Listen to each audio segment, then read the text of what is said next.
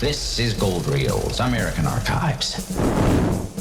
He would do that and call out to the plotter who sat at a little pull-down table very close and who had before him a map of the islands with an overlay, a clear plastic overlay with an azimuth ring on it and a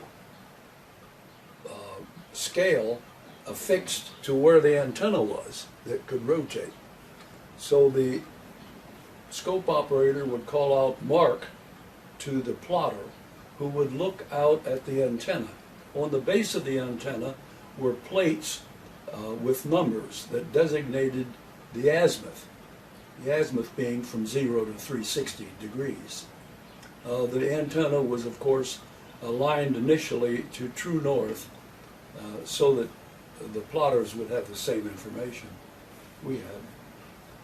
He would call Mark, the plotter would look out and read the azimuth and swing his scale around to that azimuth, and then, of course, the operator would call out the mileage.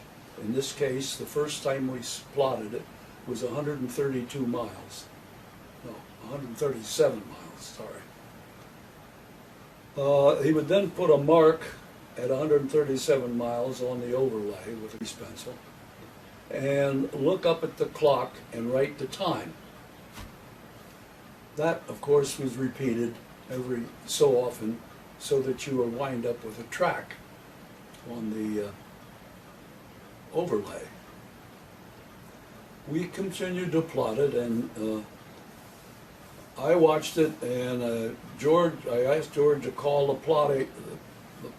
Well, first of all, he wore a headset, but there was nobody there. They had all left. So he called the information center on our administrative line and got the switchboard operator, a man by the name of Joe McDonald, and asked him if there was anyone there. Joe said he didn't think there was, but he would look around. So he looked around.